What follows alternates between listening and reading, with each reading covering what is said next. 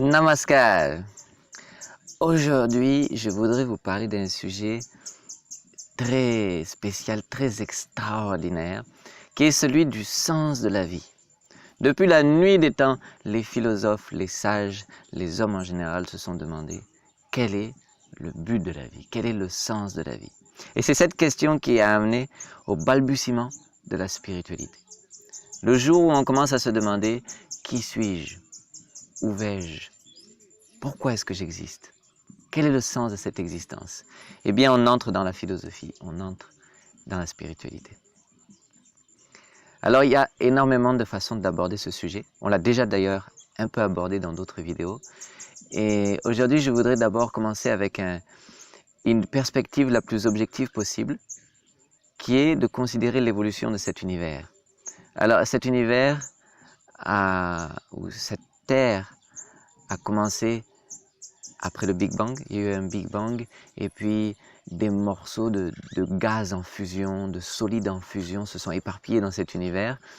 Et le soleil que nous connaissons aujourd'hui, un morceau de soleil s'est décroché. Et ce morceau de soleil en fusion s'est décroché, a tourné, s'est refroidi petit à petit. Et petit à petit, s'est refroidi et est devenu ce qu'on appelle aujourd'hui la Terre. Voilà, donc d'un point de départ vraiment physique, matériel, on a vu petit à petit une certaine évolution jusqu'à l'apparition de l'eau, de l'oxygène, et puis des micro-organismes, des cellules monocellulaires, des cellules ou des organismes multicellulaires. Et puis ces organismes multicellulaires se sont petit à petit développés. On a vu l'existence des premières plantes aquatiques qui ont vu le jour. On parle il y a des millions et des millions et des millions d'années. Et petit à petit, ils se sont développés avec le temps, avec l'évolution. On a eu l'apparition des premiers animaux aquatiques. Et puis, quelques-uns de ces animaux se sont aventurés à l'extérieur de l'eau, sont sortis de l'eau, et on a eu l'apparition des premiers animaux terrestres, des plantes de cette terre. Et petit à petit, ces animaux aussi, qui étaient au début très primitifs, se sont développés, sont devenus plus complexes dans leur structure, dans leur capacité. Et puis, on a eu l'apparition d'animaux plus développés, jusqu'à on a eu l'apparition d'animaux très développés maintenant, l'apparition du singe, l'apparition des animaux tels que le chien, etc. Et un jour, on ne sait comment, un de ces singes est monté en haut d'un arbre, a regardé la plaine et puis l'horizon se dévoiler devant lui, et des idées un peu plus développées, encore un peu plus sophistiquées, de se dire, ok, je ne sais pas quelle a été la première pensée au-delà du règne animal, mais il y a eu quelque chose qui s'est passé, un déclic qui s'est passé, et l'humanité, dans ses balbutiements, a commencé. L'humanité a commencé dans ses balbutiements, et elle aussi s'est développée petit à petit. On a connu l'agriculture, on a connu l'âge de la pierre, on a connu l'âge du feu. Je ne suis pas un archéologue, mais cette évolution a eu lieu jusqu'à ce qu'on arrive à l'homme que l'on connaît aujourd'hui, à une civilisation qui, d'année en année, évolue dans sa complexité, dans sa diversité.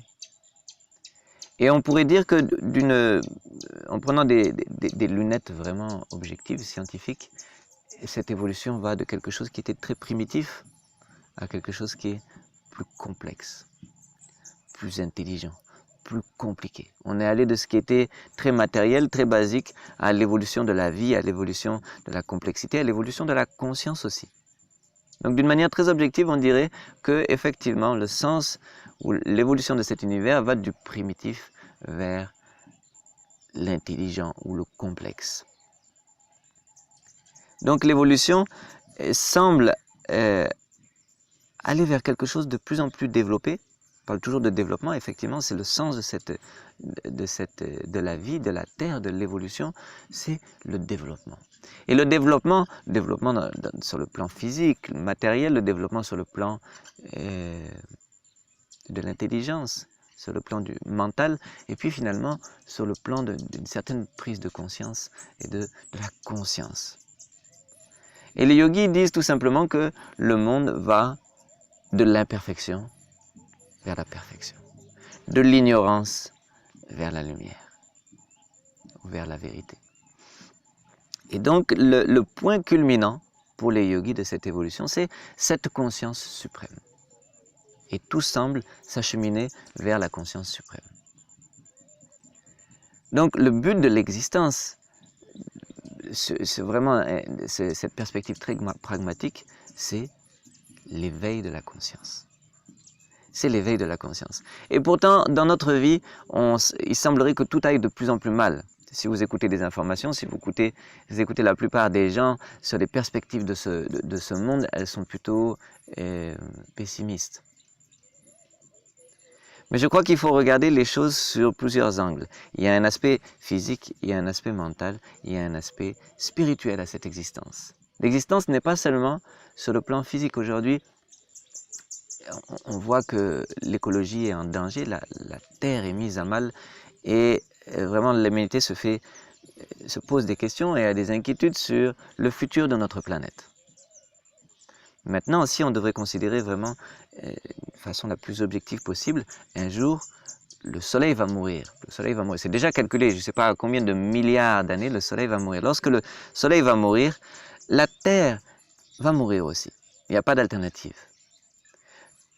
Tout ce qui est physique vient et va mourir un jour. Et même cette terre, même si on en prend le plus soin possible, un jour va mourir aussi, va disparaître.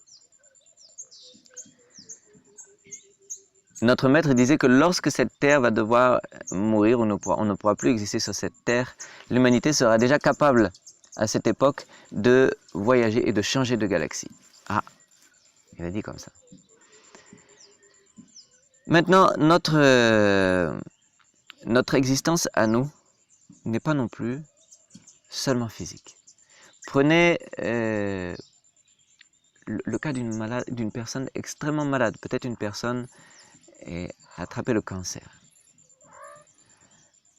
Personne maintenant a le cancer et sa vie s'épuise petit à petit. Le spectacle de son agonie physique est vraiment terrible. Et la personne va mourir. Maintenant, est-ce que cette personne existe simplement sur un plan physique?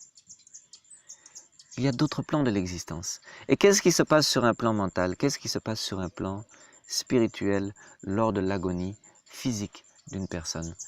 On a du mal à le percevoir, on a du mal à le mesurer, on a du mal à le calculer. Mais on peut voir, ou au moins dans certains cas, dans le cas où certaines personnes vraiment évoluent mentalement ou spirituellement au cours de grandes difficultés de la vie, on se rend compte qu'effectivement le corps se désagrège, mais mentalement, spirituellement, il y a une évolution.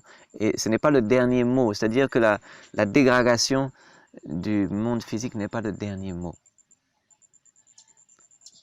Dans chaque difficulté, en fait, dans la philosophie même spirituelle, on explique qu'il y a la matière physique, lorsqu'elle souffre, lorsqu'on souffre physiquement, eh bien c'est comme si on allait moudre cette matière physique en quelque sorte et créer de la matière mentale. La friction de cette matière physique crée de la matière mentale. Et de la même manière, cette matière mentale que dans notre philosophie on appelle l'ectoplasme, l'endoplasme, elle est aussi dans la souffrance psychologique, elle est aussi en quelque sorte moulue pour créer des particules de conscience. C'est peut-être mal choisi comme terme parce qu'on ne peut pas dire qu'il y ait des particules de conscience, parce que la conscience est sans forme, elle est illimitée. Mais en quelque sorte, la friction, la difficulté que l'on peut éprouver sur un plan psychique crée de la conscience. Donc, dans une perspective spirituelle, tout ce qui arrive va dans le but ou dans le sens de l'évolution de la personne, l'évolution de la conscience.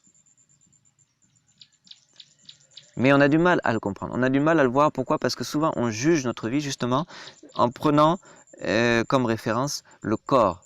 Par exemple, vous amenez un enfant à l'infirmerie et le docteur va piquer cet enfant parce qu'il a une certaine maladie, donc il va faire une piqûre. L'enfant, a priori, il n'est pas du tout d'accord. Mais pourquoi est-ce que vous me faites mal? Pourquoi est-ce que vous me plantez une aiguille?